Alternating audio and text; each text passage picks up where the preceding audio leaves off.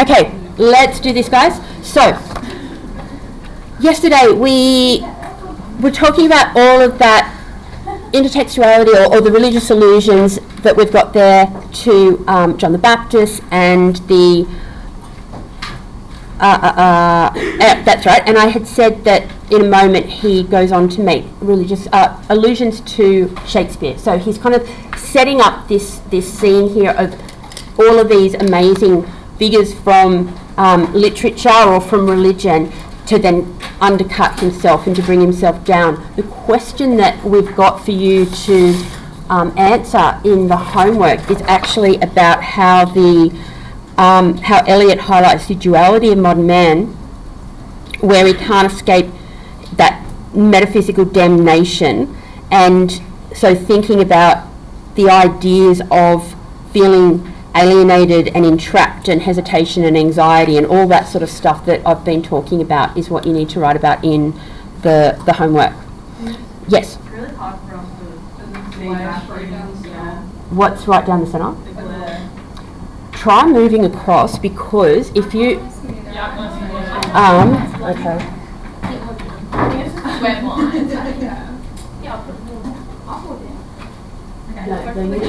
Is it that? Hold on, let me see what the actual. I don't know, I have my glasses on, but my glasses are kind of like dirty. If I make it bigger, does that help, or is it still that clear from the? You can try. All right, let me try. That's easier to read. There's still a flare, but it's easier to read. Is it that? I think it's that, like, yeah, over there. I could just, like, very dodgily put up.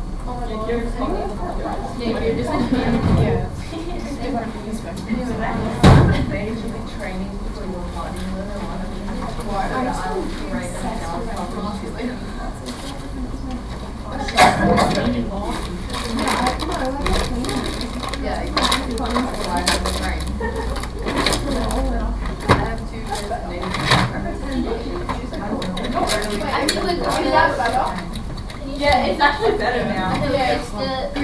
Oh, what'd you do? I don't know. Okay, well tell me if you want me to just like put that on. I was just going to clip it on. Okay, let me know if it becomes bad again. Alright, and let's do this.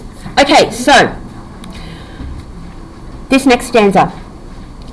And would it have been worth it after all, after the cups, the marmalade, the tea, among the porcelain, among some talk of you and me? Would it have been worthwhile to have bitten off the matter with a smile, to have squeezed the universe into a ball, to roll it towards some overwhelming question, to say, I am Lazarus come from the dead, come back to tell you all, I shall tell you all. If one, settling a pillow by her head, should say, that is not what I meant at all, that is not it at all. So, we've got this, let me see where One of my notes must have gotten a little bit wet.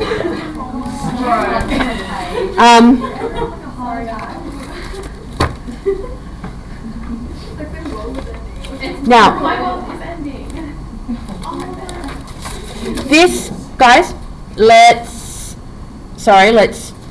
rush now after we've kind of gotten a little bit. Alright, so you know how we always got this repetition happening, okay? And this is an important thing that you can write about, is his use of repetition. We've got now this repetition of, and would it have been worth it after all, because we see that at the top of the next stanza as well. So the first thing we're going to do is to make note of that. And would it have been worth it after all? And then the next stanza at the top of the next page, if you underline that one as well. And just write repetition.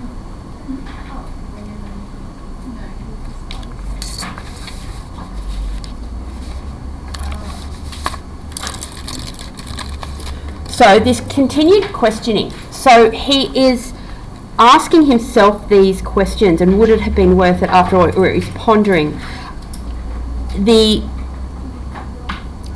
after the cups, the marmalade, the tea, that's very similar to should I after tea and cakes and ices. So he keeps on referring to these notions of social niceties and the I guess the fact that they're quite meaningless at the end of the day. Think about the social critique that Virginia Woolf was making in Mrs. Dalloway, and when Richard went for lunch at that rich lady's house and everything was so like judgy, and there was that real critique there of those social upper classes. So we're just going to, because we're linking that after the cups, the marmalade and the tea.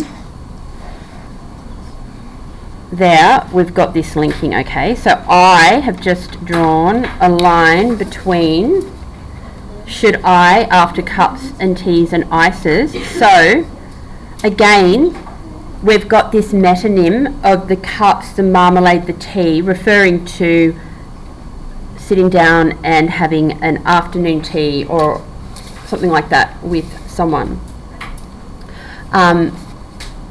Among the porcelain, among some talk of you and me, would it have been worthwhile to have bitten off the matter with a smile, to have squeezed the universe into a ball, to roll it towards some overwhelming question?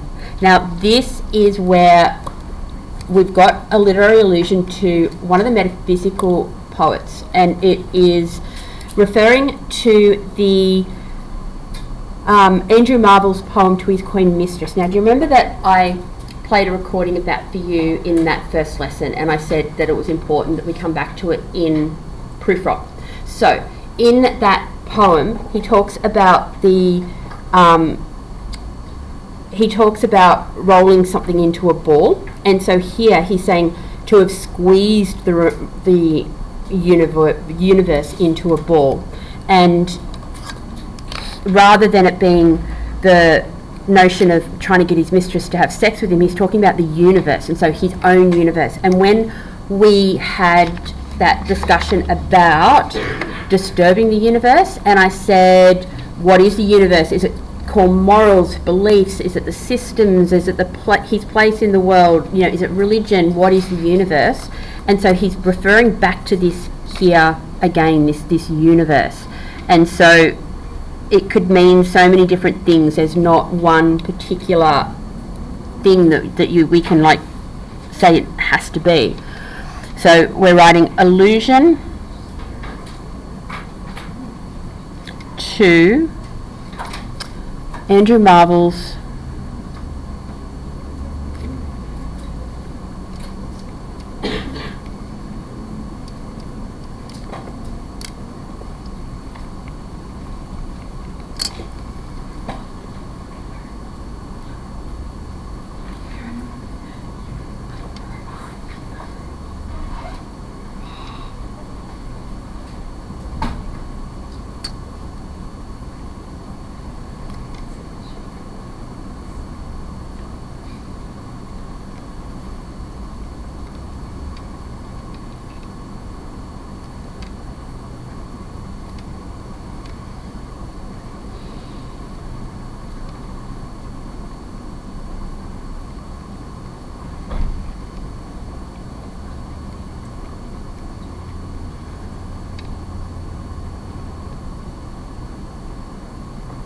now in to his Queen Mistress, because he's trying to convince his mistress to have sex with him, and he's saying we need to live every day as if it's our last, like seize the day. So carpe diem is seize the day.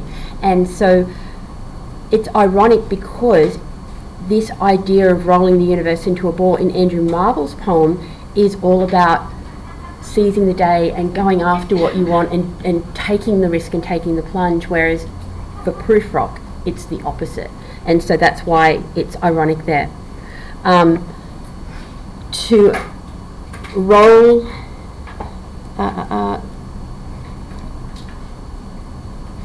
to roll it towards some overwhelming question, to say, I am Lazarus, come from the dead. Now, Lazarus is a biblical allusion. Does anyone know the biblical story of Lazarus? No. Huh? No, I don't. Why are you saying that? I don't know. So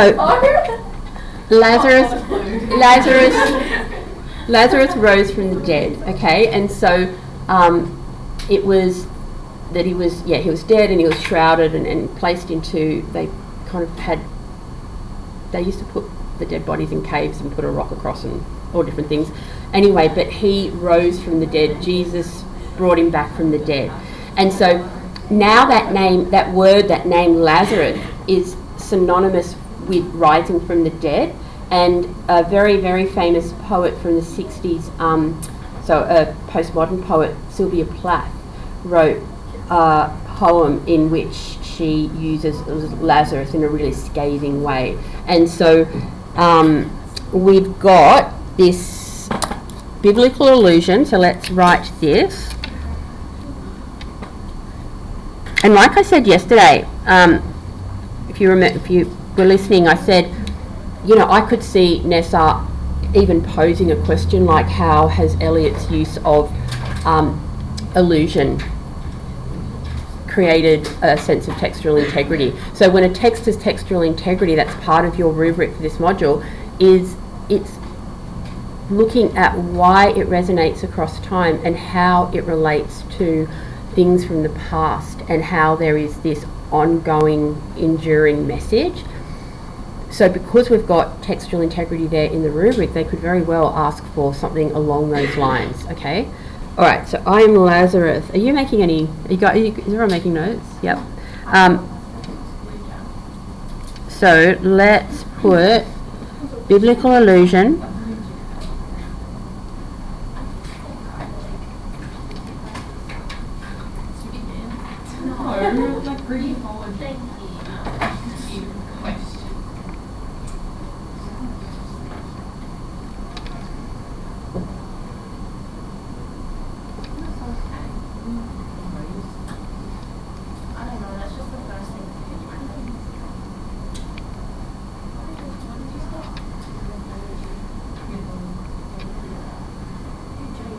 Okay, so Prufrock is not dead yet. So he's saying, if I go ahead and ask the question to say, I am Lazarus, come from the dead. So we can read that in a few different ways. It could be that if he does go ahead and ask the question or make a move to what it is that he wants, in this state that he's in, where he's kind of in this purgatory, he's in this stasis, he's not doing anything, if that's metaphorically the death, and if he's saying, okay, now I've risen from my death, and I've come back to tell you all, I shall tell you all. And so he leads to this, like this notion that he's about to tell us what it actually is, but then it's abruptly broken off with the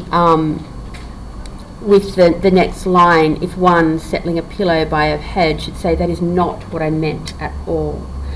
One of the things that you'll read in the reading here is about the modernist concern with the inability to directly express exactly what you mean, and the limitations of language, which I've mentioned earlier in the poem. And of course that is a clear link with what we saw in Dalloway as well. So we're going to just underline this bit, and we're going to write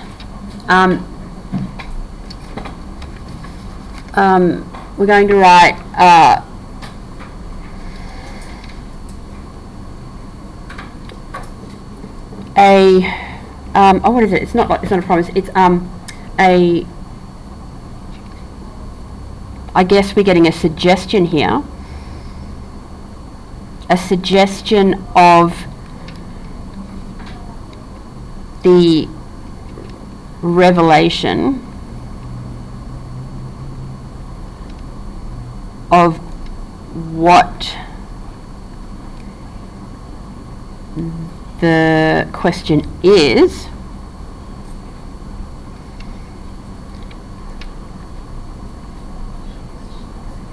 but it is abruptly cut off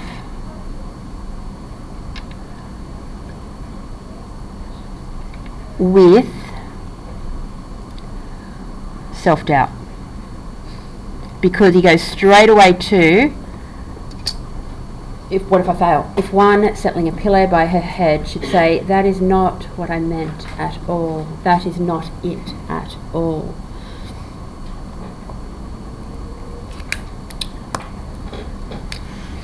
We are going to just here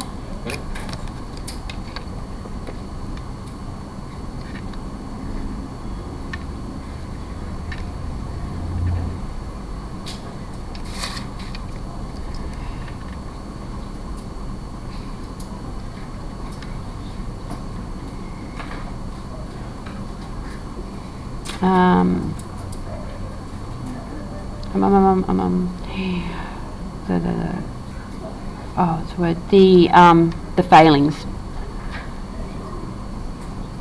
of language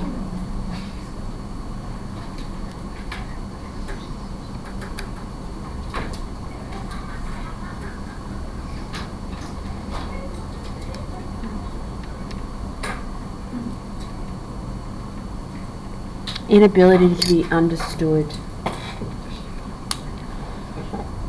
So all of these things, whenever we're writing things like this is all the modernist concerns. So when you go to write the paragraph for homework, that's what you're talking about. You can also just make a note that here we've got an afra with the 222.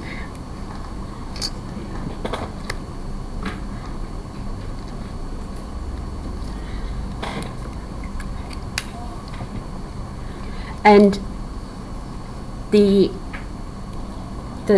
sexual suggestion that we have with this image of a woman settling a pillow by her head.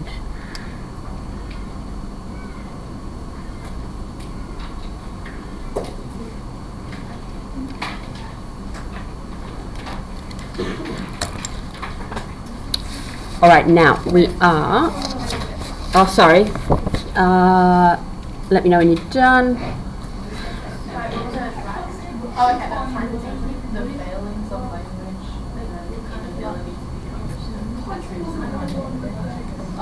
Are we good, guys? Have you got it?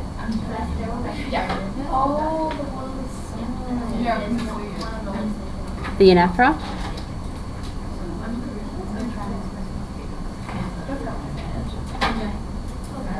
Okay. Are we good? All right, let's look at this next stanza. Girls? Shh, thank you. And would it have been worth it after all? Would it have been worthwhile? After the sunsets and the dooryards and the sprinkled streets, after the novels, after the teacups, after the skirts that trail along the floor, and this and so much more. It is impossible to say just what I mean, but as if a magic lantern threw the nerves in patterns on a screen. Would it have been worthwhile if one settling a pillow or throwing off a shawl and turning toward the window should say, that is not it at all, that is not what I meant at all. One of the things that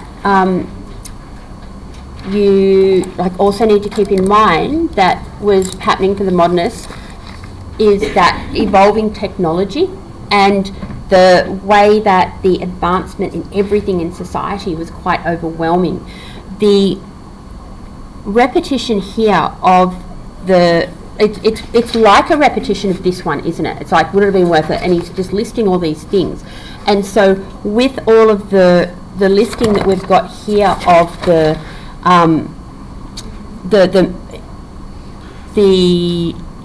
skirts and the dooryards and the sprinkled streets, all of this is fragmentation. So all of this is kind of fragmented images.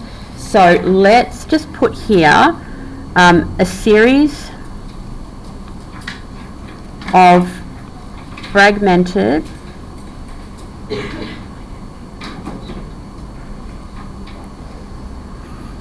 Is that for just this stanza? Look, he does it all the way through, right? And so you'll find lots of other places where you can spot it. I think that it's really quite obvious in this stanza with the sunsets, dooryards, sprinkled streets, novels, teacups, skirts, and all of those along here. It's still relating to the. I guess it kind of still links in with the the social niceties, but it's the skirts that trail along the floor. I get a sense of if he's at a party or at a function and there's the women who are coming and going and the skirts that trail along the floor. And again, that idea of the metonym, because skirt is being used to refer to a female. So let's just put that here with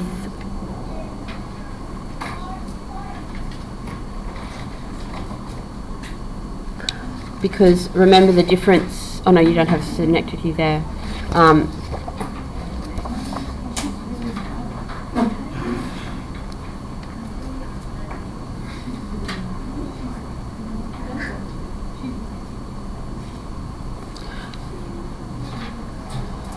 Now, the thing I was just mentioning about the technology, the magic lantern, this was one of the very early movie projectors, and so the silent movies had started to emerge. The first ones were at the end of the 1800s, but it took a while for them to become more popular and for lots of people to see them. So you can see why that word magic lantern was used, because it felt like magic. It was something that hadn't been imagined before. But so we're just going to write here early projector,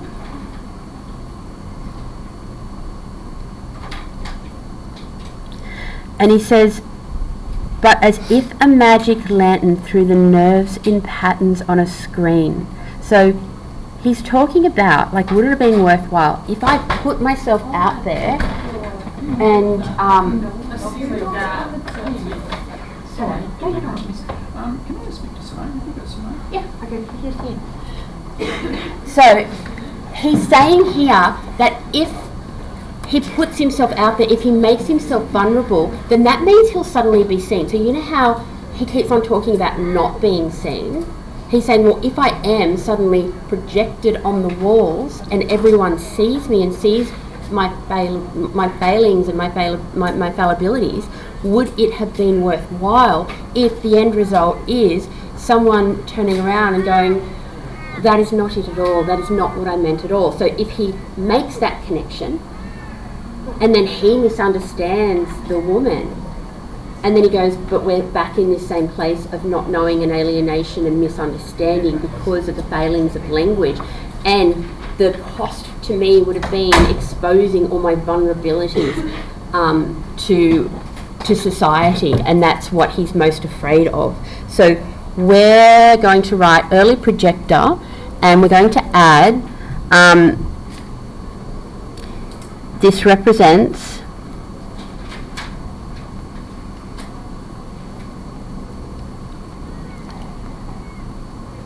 his fear of putting his inner self on display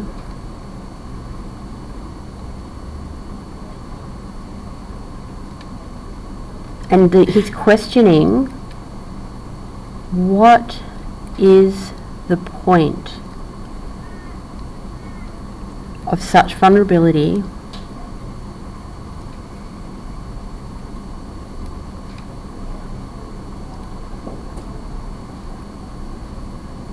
VUNL.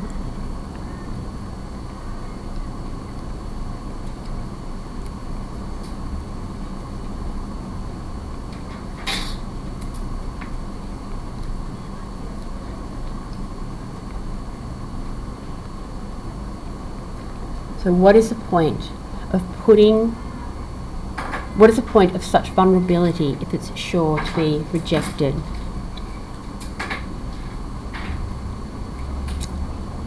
We are also going to just make a note of the fact that this is repetition from the previous stanza.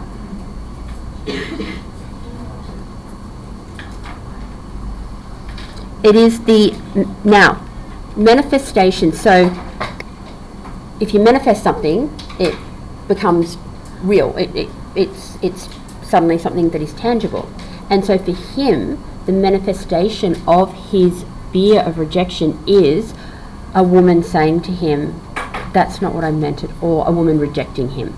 So manifestation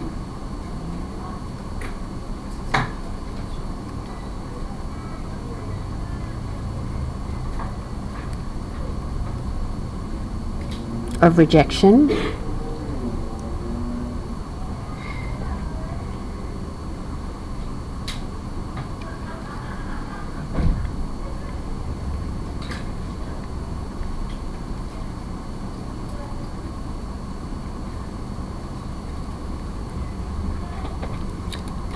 Now, just before we move on to the next stanza,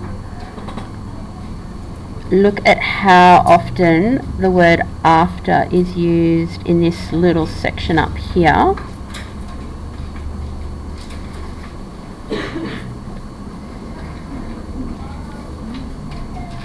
And this repetition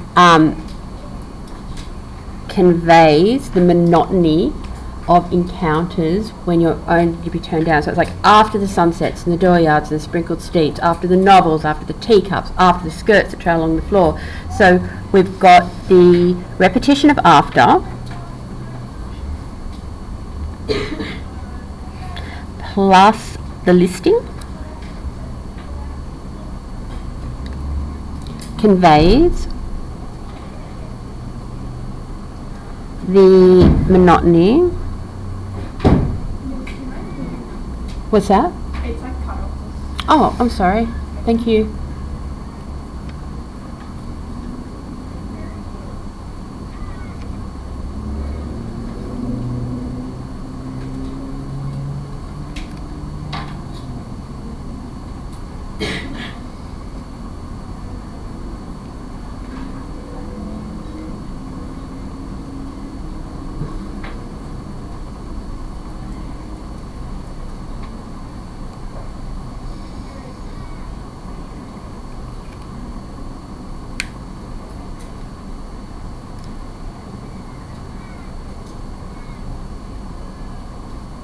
We'll stop at 3 to do our stuff.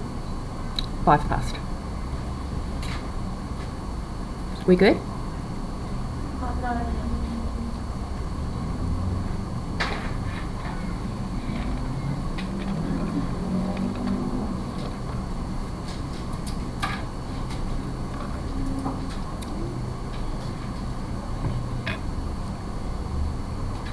Okay, now this next stanza is where he refers to Hamlet, and what he's doing here is he is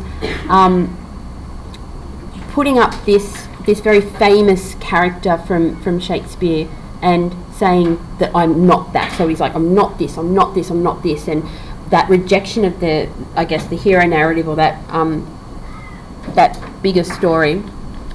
And when he starts saying, I'll read the stanza. No, I am not Prince Hamlet, nor was meant to be. Am an attendant lord, one that will do to swell a progress, start a scene or two. Advise the prince, no doubt an easy tool. Deferential, glad to be of use. Politic, cautious and meticulous. Full of high sentence, but a bit obtuse.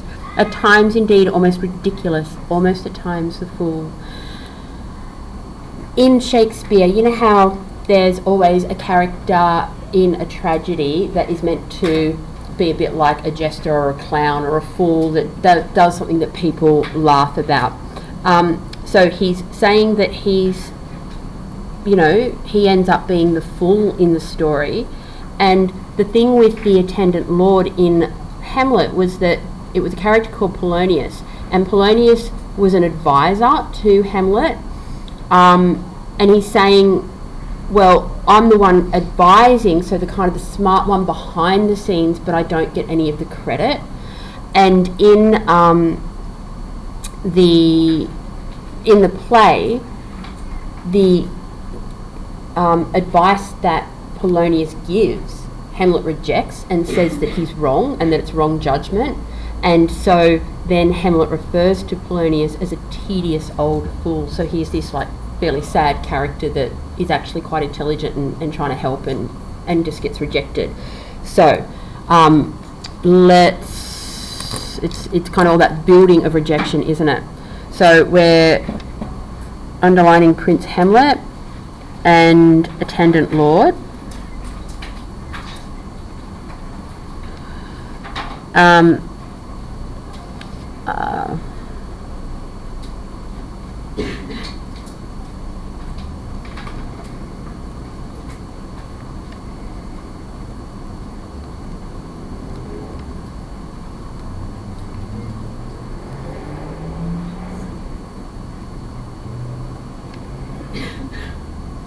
So Hamlet is a tragedy play.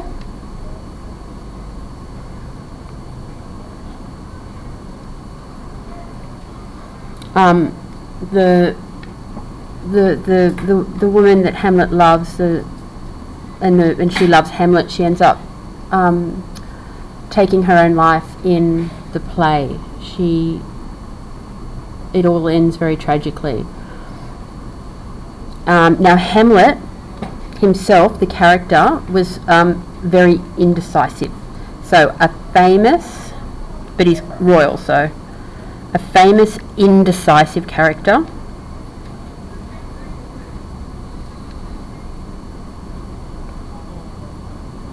Oh, sorry. Oh, that's indecisive is one word. That's why it looked wrong for me. Sorry.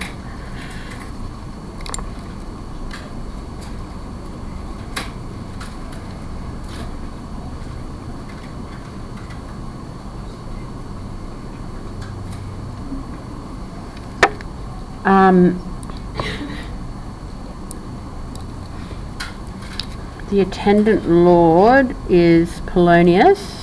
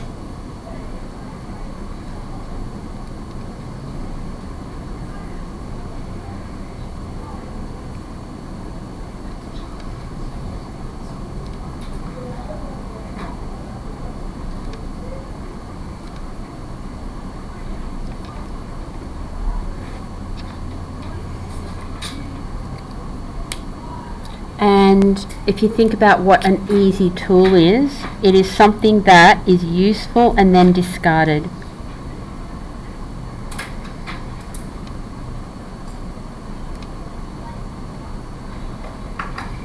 So you can see it's just further building of this image of him as being always in the background.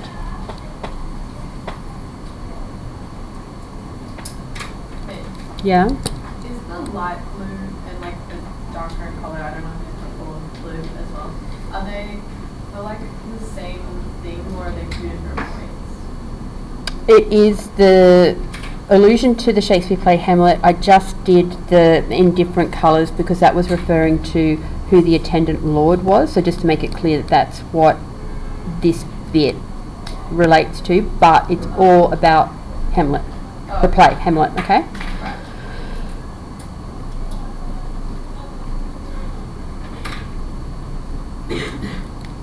Okay, I'm conscious of the time. How are we going?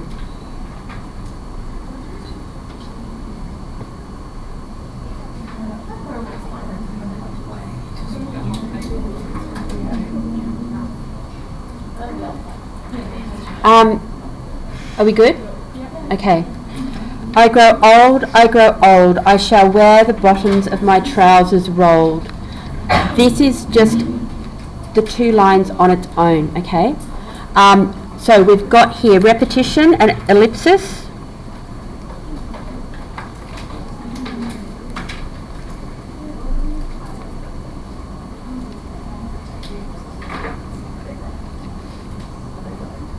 And of course this idea of time that we learnt so much about in the last module, the unstoppable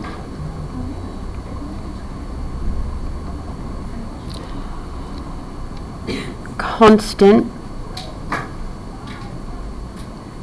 progression of time.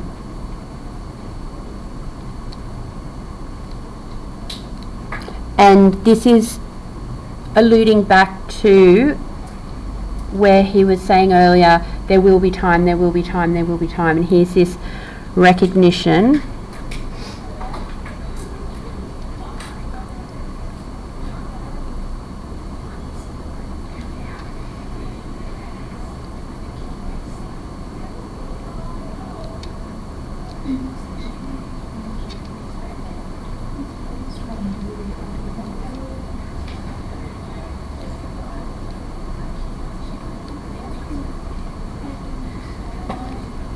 I shall wear the bottoms of my trousers old. You know how, so that's kind of giving us that image of how as someone becomes elderly, it's almost like they shrink sometimes. And so he's talking about that aging process, but also the physical shrinking and needing to roll the bottoms of his trousers because they're too long. Okay, we're going to get there. Shall I part my hair behind? Do I dare to eat a peach? I shall wear white flannel trousers and walk upon the beach.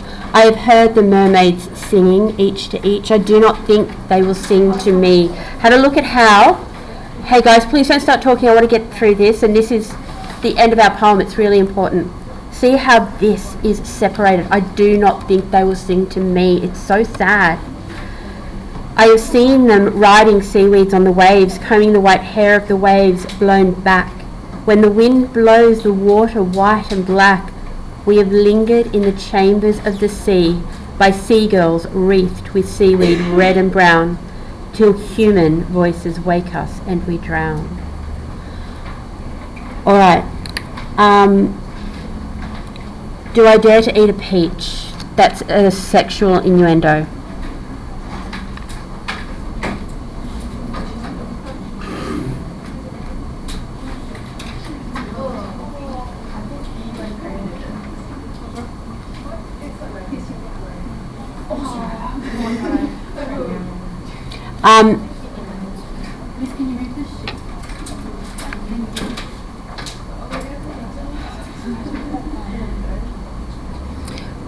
The mermaids. This is referring to the poem by John Donne, Go and Catch a Falling Star, and he says there's a line in that is teach me to hear mermaids singing, okay? And that is the wish for the unattainable. So, allusion to, and John Donne was a metaphysical poet. Was that other guy a metaphysical poet? Yep.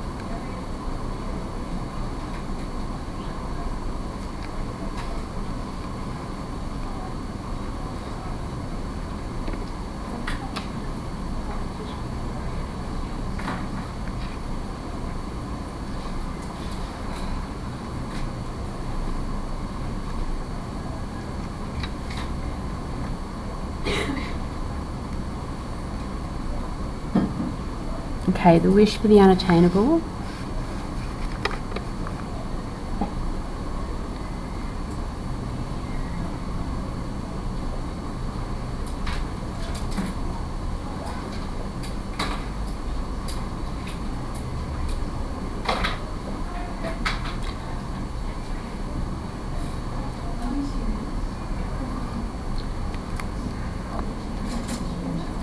With this last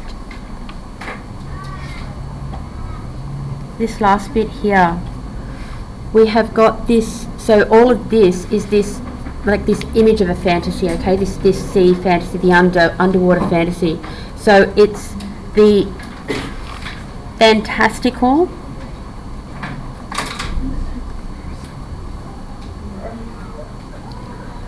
romantic image of mermaids,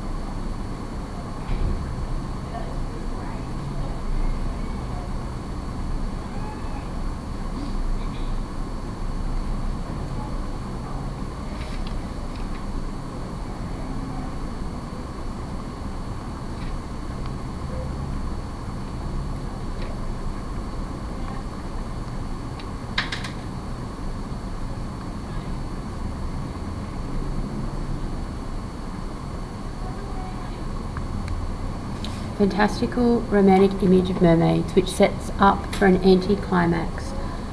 Superficial modern life kills romantic fantasy. Now, I'm just going to leave you with a thought, okay? Actually, I'm going to put it down here. I want you to put this too as well. And I'll talk about this in a later lesson, but I want you to think about this.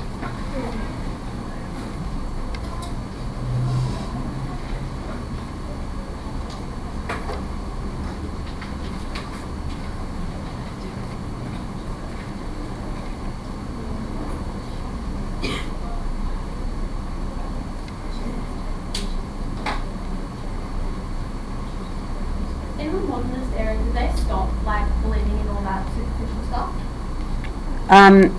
Or is that Do you mean like superstitions and stuff? Yeah. Yes, yes.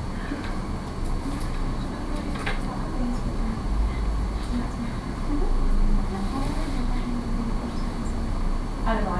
I love it.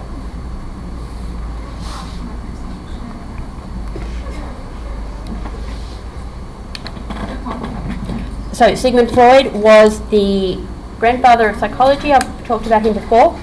He introduced these ideas of the way that we divide our mind, and that you've got a consciousness and you've got, like, I can't remember them all, but the ID, and so is all of this an exploration of Prufrock's divided psyche. Alright, I'm going to give you your homework and your results.